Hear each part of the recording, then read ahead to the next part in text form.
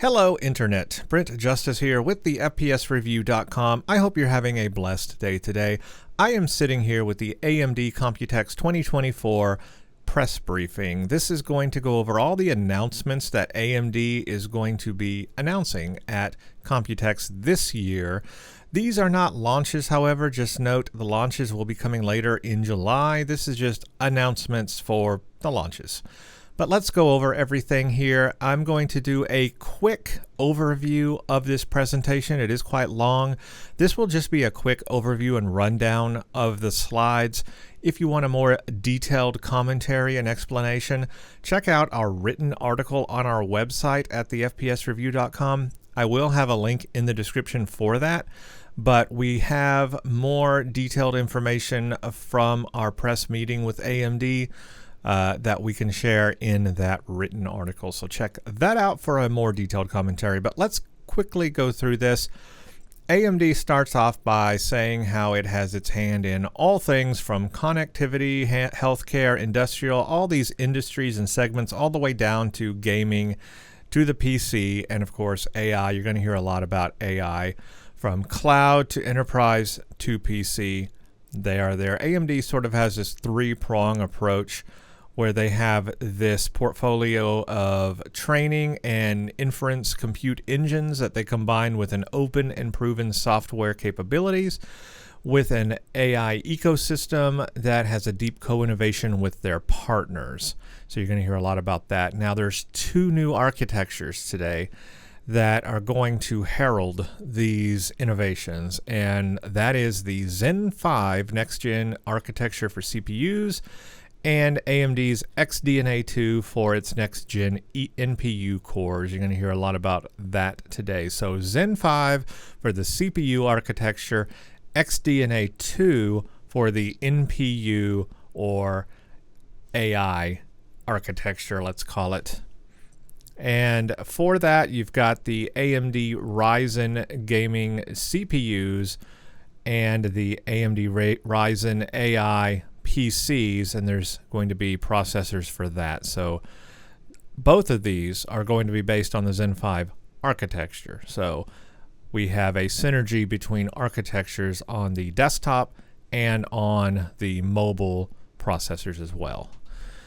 So obviously they are in consoles, handhelds, gaming PCs. We know this from the PlayStation and everything, and the handhelds are just going off right now and really adopting AMD APUs for that, or custom chips even. The Z1 Extremes, these type of things, they're just real popular. You see them in the consoles, the handhelds, and of course they're on PCs. And so because AMD has their hand in all of these, they talk a lot about being able to build this ecosystem and the software developers being able to develop more for AMD hardware, and that basically bridging that gap between devices, because they are optimizing for hardware on consoles or handheld or PC that can navigate to those different devices and have this like synergistic kind of melding there between the hardware and the software. And so they're going to talk a lot about that, and you're going to talk us about that. And it's very true. I mean, it is just true.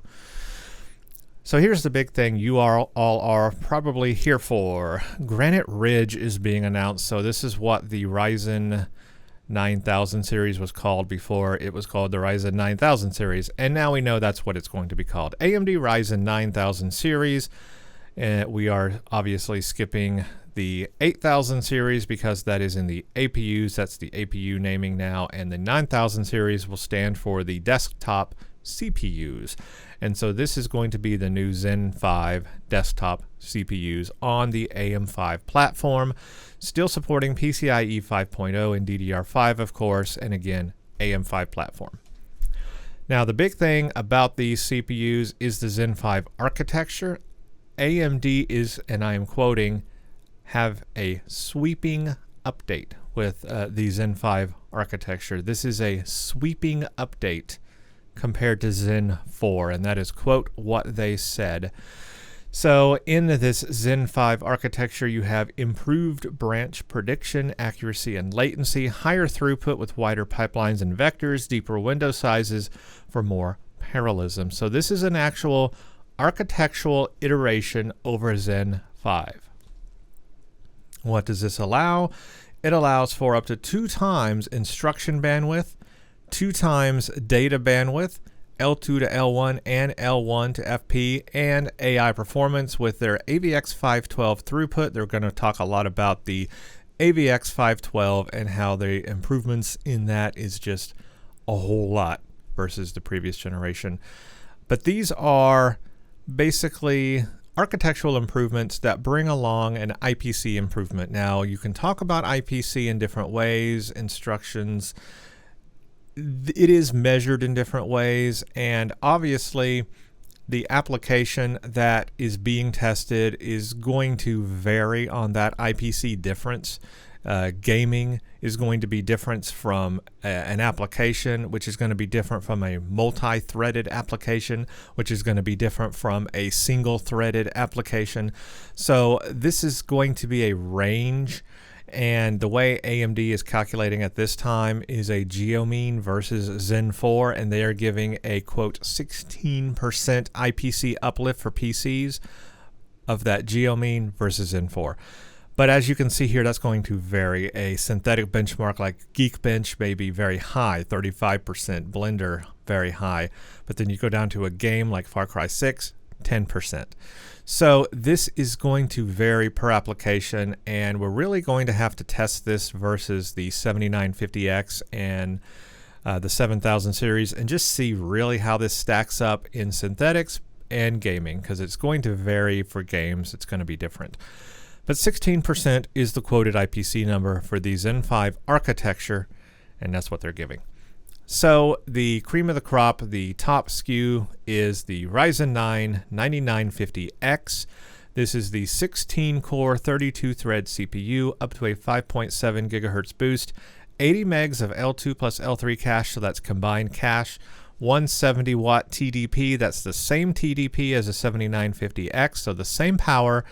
And what you will also notice here already is same core count, same boost clock, same cache. And you're thinking, oh no, they didn't make any improvements. Same cores, same boost, same cache, same TDP. How is it any different? Well, again, it's down to the architecture. It's down to that Zen 5 architecture and, of course, processor node change, which will ultimately provide better performance. So, yes, it's the same core count, and we kind of expected that it would be. I personally did not expect core count to increase this generation, and so that's what we're getting.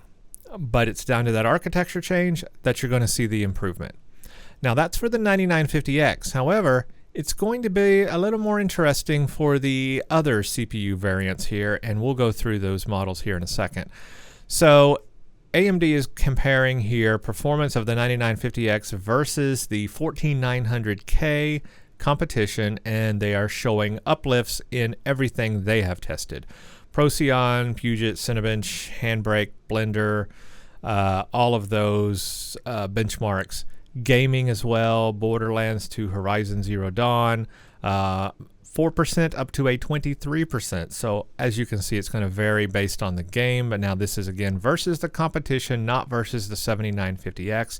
They do not have benchmarks here that show benchmarks versus the 7950X, so we can only speculate on that now.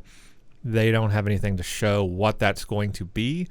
So I myself am curious. They say 16%. We'll have to see. We will just have to see. They are also going to talk about graphics bandwidth and AI acceleration versus competition. Again, they are showing that on their platform, they support PCIe 5.0 graphic lanes on the GPU. Now, we don't have PCIe 5.0 GPUs yet. However, maybe in the future. Maybe this is the next generation and they are geared up and ready for that. I do not know. However, what they are showing here is that when using AI applications or large language models that can use direct to GPU and direct to NVMe storage And performance, they of course support PCIe 5.0 to the GPU lanes and PCIe 5.0 to the M.2 NVMe lanes.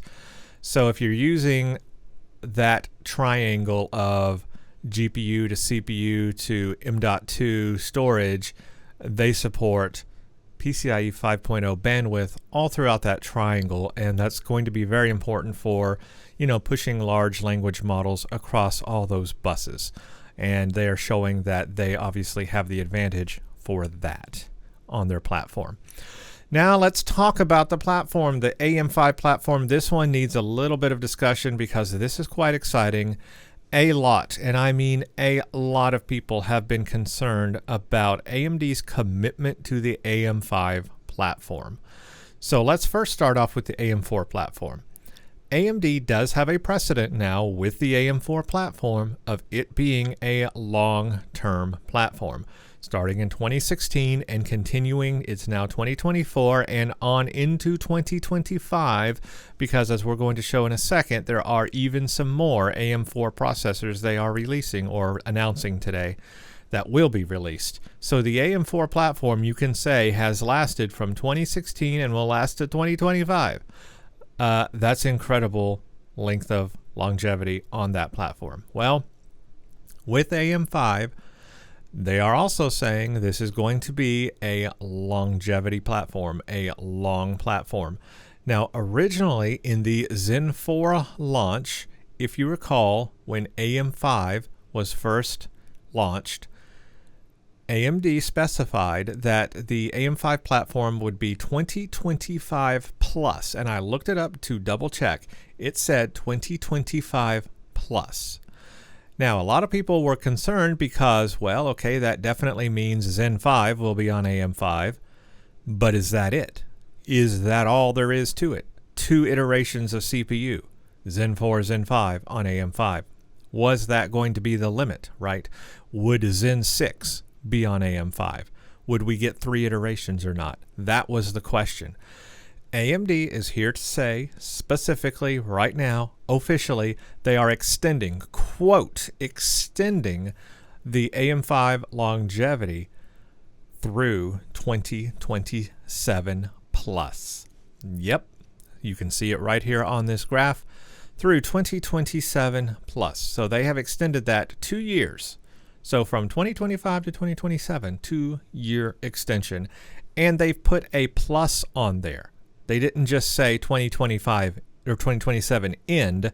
They said 2027 plus. And quote, in the meeting, they said beyond. They said possibly beyond 2027. So this sounds like, to me, speculation. We are going to get Zen 6 on AM5.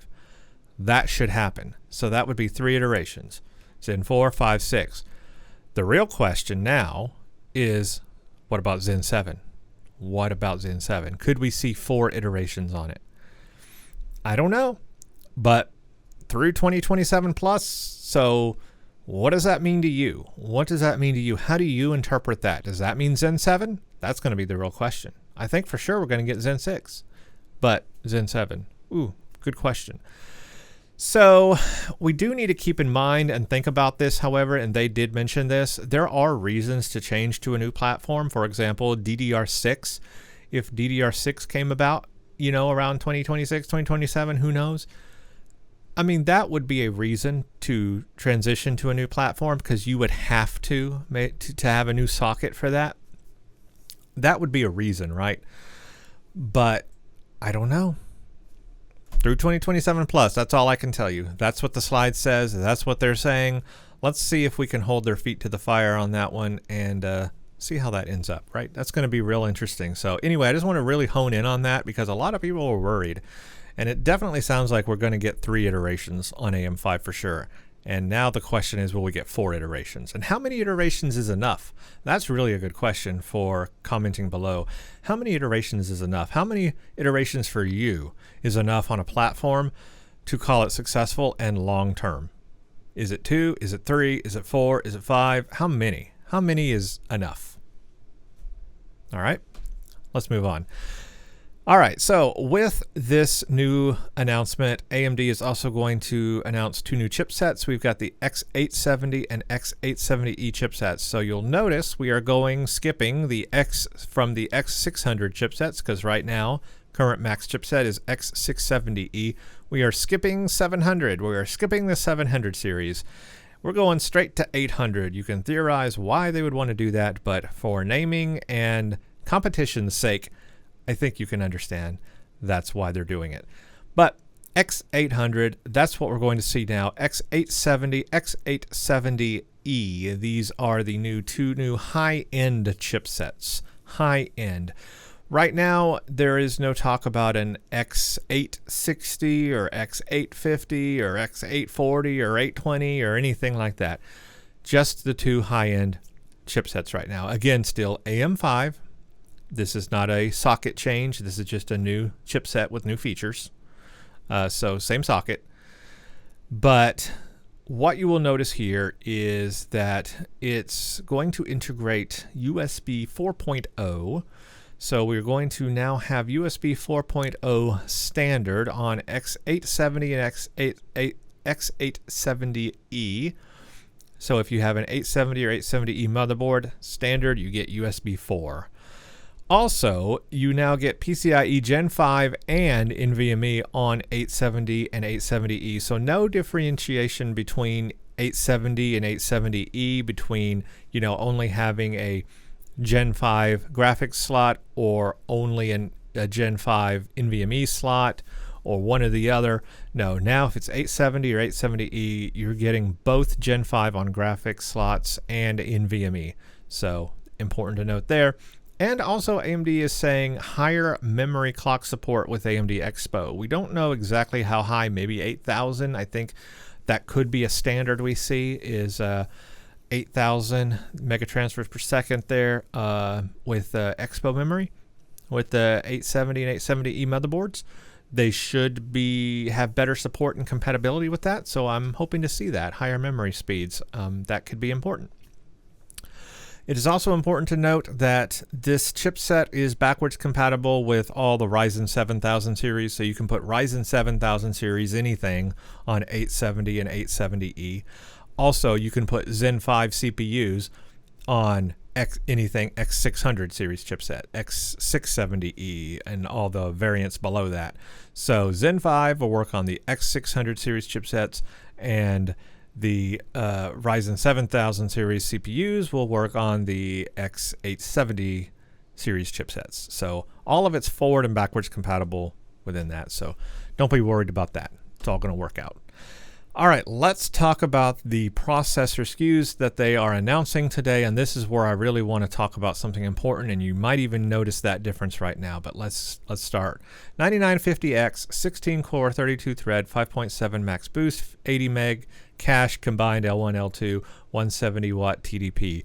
Then below that, the Ryzen 9 9900X, 12-core, 24-thread CPU, 5.6 gigahertz boost, 76 megabyte cache, 120-watt TDP. And you might notice that's different.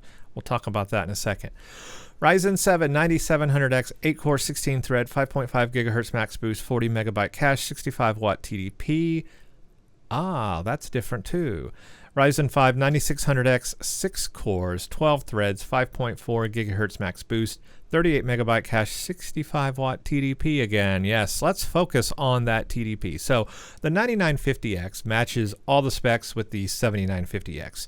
Same TDP, same cache boost, cores, all of that. Again, Zen 5 architecture allowing faster performance. 9900X, however, it is, as you would expect, 12-core, 24 threads. It's got the same boost and cache as the 7900X. However, the TDP is different. In the 7900X, it's a 170-watt TDP. This is a 120-watt TDP, 50 watts less. That means the 9900X utilizes less power demand than the 7900X, yet performs faster. 50 watts less power, 16%, I guess, IPC improvement. All right, well, it's the same for the 9700X and 9600X. 65 watt TDP on both these CPUs. Well, what was it on the 7700X and 7600X? Well, it was 105 watts. 105. 65 watts. So again, less power, more performance. That's incredible. In a world where power has been focused on a lot with CPU power and wattages and how much wattage people are pulling down and their house electricity bills and all of this, AMD is lowering the wattage on these CPUs and giving you more performance. Wow. Wow is all I can say to that, honestly. That is what you want from an architectural improvement. You want lower power, but more performance. And you're getting it. You're getting it on those. All right. It doesn't stop there. As I said, there are a couple more Ryzen AM4 CPUs. We've got the Ryzen 9 5900 XT and the Ryzen 7 5800 XT. Now, you will recognize there is obviously a Ryzen 9 5900X and a Ryzen 7 5800X. So this adds a T on the end of it, XT, the T on the end. The T on the end means a higher boost clock. So the Ryzen 9 5900 XT is a 16-core, 32-thread CPU with a 4.8 megahertz, that'd be something, 4.8 gigahertz max boost. So you're getting a higher boost clock on the 5900 XT versus the 5900X. 72 meg cache, same TDP, 105. Now the Ryzen 7 5800 XT is 8 cores, 16 threads, as you would imagine, but a 4.8 gigahertz max boost, same cache, 36 megs, same TDP, 105 watts. So basically these are higher max boost clocked versions of the 5900X and 5800 XT on AM4. So I mean, yeah, if you've already got a 5900X, it's not an upgrade. But if you were, had a lower end CPU and you wanted to go with something a little faster now and you didn't want to spend a ton of money, there you go, coming July 2024. You could stay on the platform is basically what it is. If you didn't want to upgrade platforms, this could be a good upgrade for that. And they also include the 5800 XT comes with the Wraith Prism cooler, so you do get a cooler with that one, so that saves you a little bit of money. Could be a money savings there. You get a cooler, get the CPU, get a little bit of an upgrade, get a faster clock speed now in 2024. That could help with gaming performance. Clock speed there could help with that. So that just shows that the AM4 platform has really been a long platform and just continues to be even today.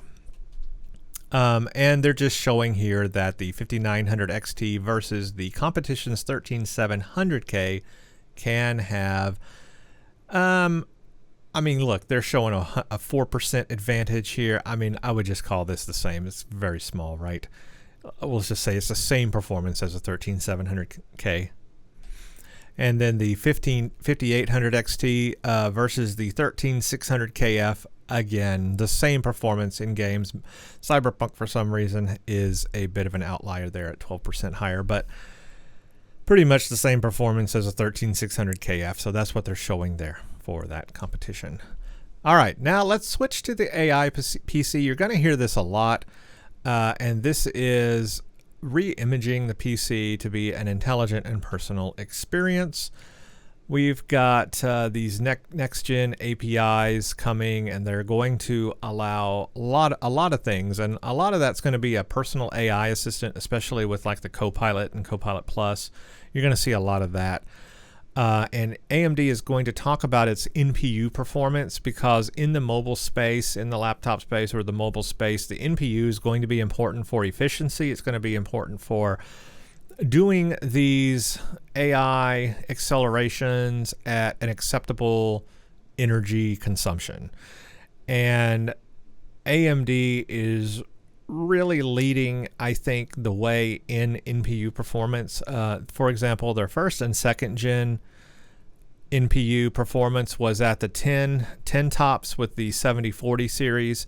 But then with the Ryzen 8040 series, they brought that up to 16 tops, which is where we're at today and with that, which is pretty powerful. And that was a pretty big leap from first to second gen, but they're really taking it to the next level on this third gen Ryzen AI processor.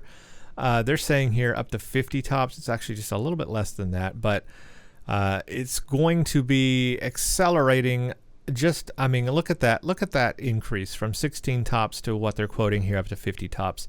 That's a huge leap from 2nd gen to 3rd gen there on their AI performance, and that's going to allow a lot of things. They are surpassing Microsoft's requirements for Copilot+, surpassing the requirements here. And that's, again, it's going to allow a lot of things that Microsoft's bringing to the table. The controversial recall, all the other things that are coming to desktops and laptops as well. And that's being heralded with their new AMD Ryzen AI 300 series processors. So yes, let's talk about that for a second. Ryzen AI. So they are pulling a page from the competition on this one. They are renaming their mobile chips or mobile CPUs, processors, whatever you want to call them, integrated, because they do have integrated graphics in them as well, APUs, whatever you want to call it. They are bringing in that AMD Ryzen AI naming to them, and they're attaching a number at the end, 300 series. So there's going to be iterations of numbers there. So AMD Ryzen AI and then numbers. And we'll go into a little bit more about how the naming works. Here's the important parts about these processors, though. The core features that make them important and I think exciting. They're all based on Zen 5.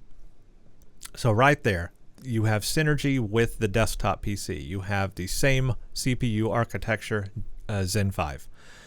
And then they've got their new XDNA 2 NPU. And this is the NPU I was just talking about, where it's going to allow up to, actually, I believe it's 45 tops. Or maybe it's 50 tops. They say 50 tops. We'll see here in a second. And then RDNA 3.5 integrated graphics. So this is an iteration over RDNA 3. Now we have RDNA 3 on the desktop.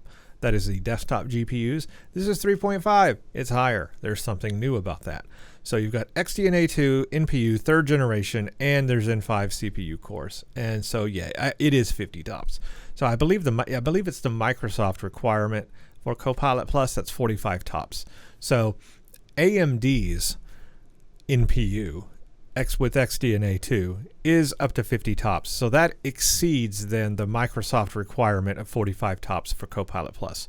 So that's where they're coming in with that. So just an incredible leap from 16 tops to 50 tops on that NPU. So XDNA 2, that's the new NPU architecture. Zen 5, that is, of course, the new CPU architecture. And we're seeing that on the desktop CPUs with the Ryzen 9000 series. So we're going to have that new architecture here. And the great thing about this is they're upgrading the maximum core count that you can get on the mobile CPUs up to 12 cores, 24 threads. It was 8 cores before. It is now 12 cores, more threads. And then the GPU integrated is the RDNA 3.5, again, iterating on 3. And now this time 16 compute units, up to 16 compute units. That's higher than the previous version. So they are giving us more compute units for the graphics, giving us more cores for the CPU, and just blowing the roof off the tops. Now, the two that they are announcing today is the Ryzen AI 9 HX 370, Ryzen AI 9 365. So, yeah, this naming scheme we are going to have to get used to. I am not used to it now. I cannot remember it now. It is foreign to me. Similar to the Intel naming scheme, we're going to have to now get used to a new AMD naming scheme. Yeah, that's wild. But here's the specs anyway. Ryzen AI 9 HX 370, 12-core, 24-thread, up to a 5.1 gigahertz max boost, 36 megabytes of combined L2, L3 cache, up to 50 tops NPU, and the Radeon 890M graphics. So that's the RDNA 3.5. So the 890M, that's an iteration over the 790M. Then the Ryzen AI 9 365 is 10-core, 20 threads, 5 gigahertz max boost, 34 megabyte cache L2, L3, 50 tops NPU, so you do not have a lesser NPU on the 365. It's still a 50 tops.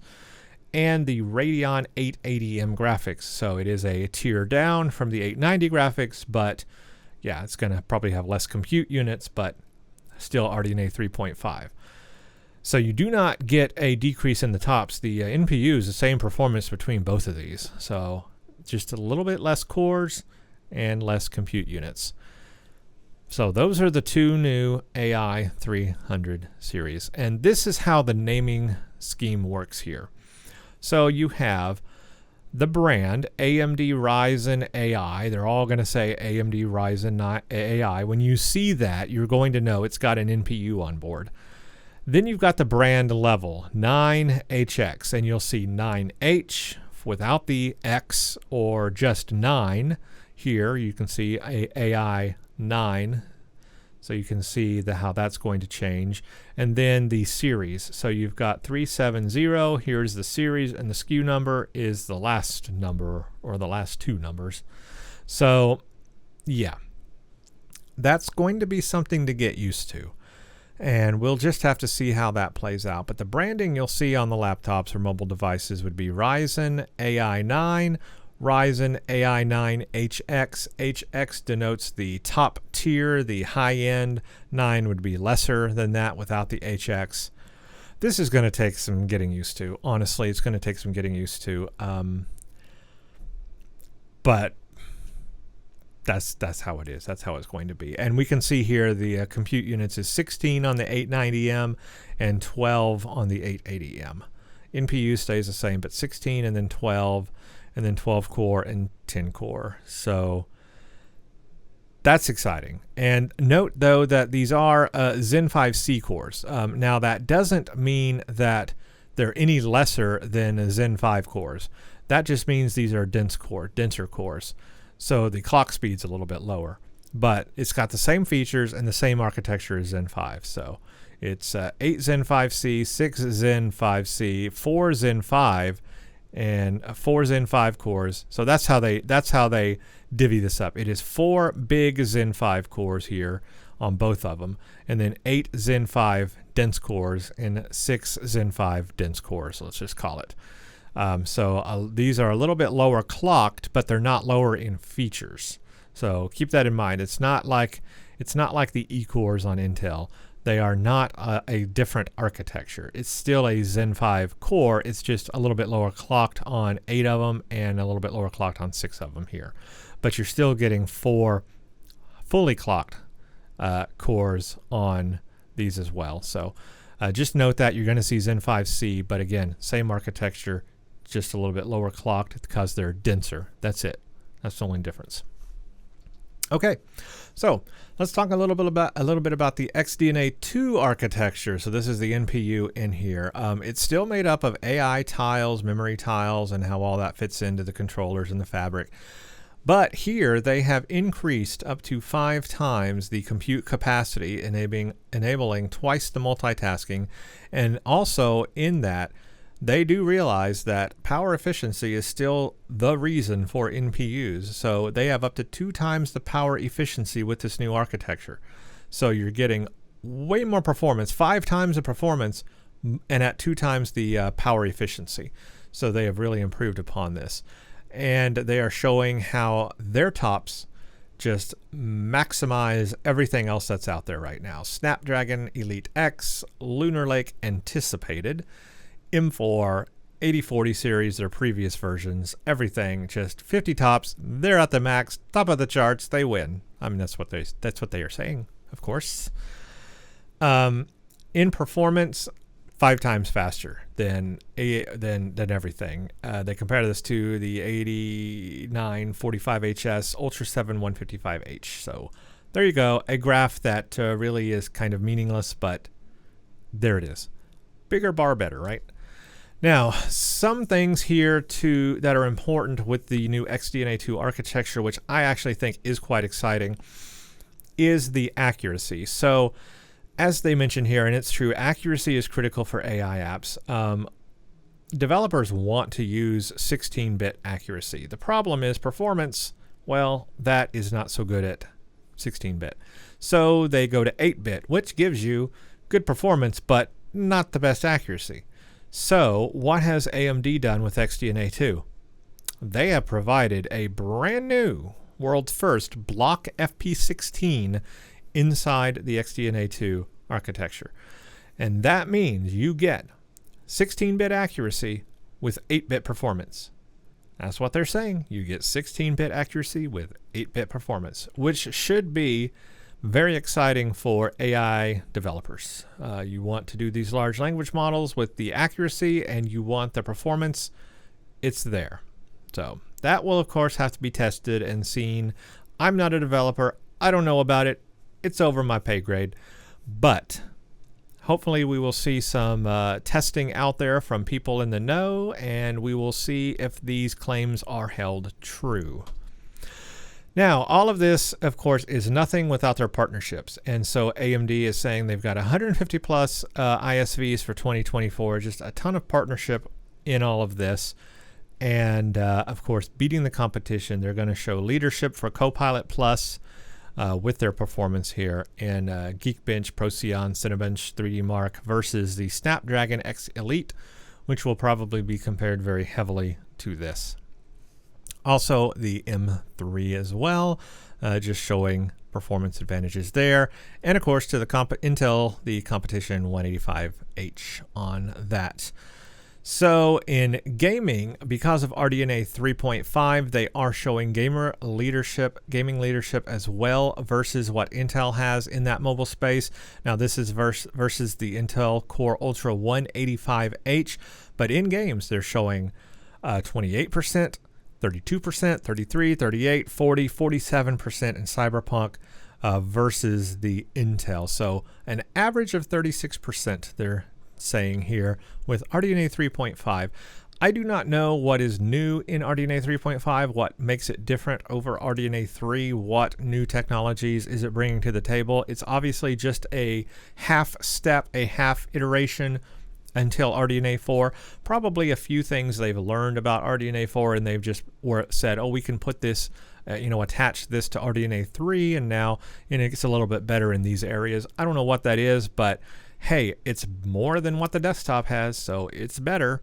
And that's exciting to see that on this mobile part as well. So obviously they have partnerships with laptop manufacturers as well.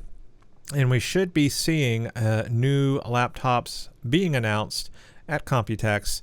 We've got the Asus ZenBook S16, Asus VivoBook S14, 15, 16, the ProArt P16, X13, the Zephyrus G16, and the Tough Gaming A14, A16 laptops being announced with these as well. And MSI also having the MSI Summit A16 AI Plus, MSI Stealth A16 AI Plus, and Prestige A16 AI Plus. You're going to be seeing that a lot. So that is the presentation, the AMD presentation for Computex 2024. And what I can say is I am overall very excited about some things. I am very excited about the Zen 5 architecture. It is not a huge, difference. But it sounds like it is going to have an architectural difference that will give us an IPC uplift, which will be important for gaming and everything else. But what I'm really impressed by with Zen 5 is the fact that we're getting that higher performance with lower power. So, once again, the 9900X at 120 watt TDP, and then the 9700X and 9600 watts X at 65 watt TDP. That means you don't have to have a very expensive cooler. You can spend less money on that and also less money on your power bill. And in a world, again, where power and efficiency and that electricity bill is really important for rising power costs, and the fact that you have the competition just throwing power at us, demanding huge amounts of power for their CPUs, AMD is saying, hey, look, in Zen 4, we beat you on power efficiency then. We're going to beat you even further. We're going to beat you over the head with power. We're going to take a sledgehammer to your power, Intel. We are just going to drive it into the ground and give you less power, more power savings, and more performance. Look, we can do it.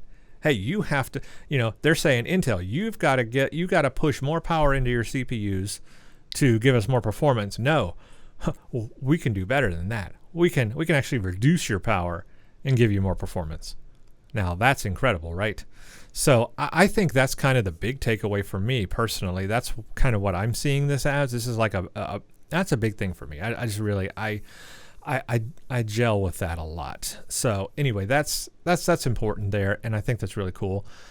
And then of course the fact that we're seeing Zen 5 across the mobiles as well, we're seeing it across both platforms at the same time is very important. I think that's good. RDNA 3, I think, on the Ryzen AI processors, 3.5. I think that's really cool that we're seeing that iteration. We're seeing that better APU performance there. Obviously, there's no talk about desktop APUs right now. They have not announced anything in regards to that. But I would love to see Zen 5 desktop APUs with RDNA 3.5. I want to see that now. I have done game testing with the latest APUs that are out now, and with RDNA 3, and I was actually pretty impressed by the performance uplift. I was actually very impressed. You can check out reviews on our website. I have reviews on that.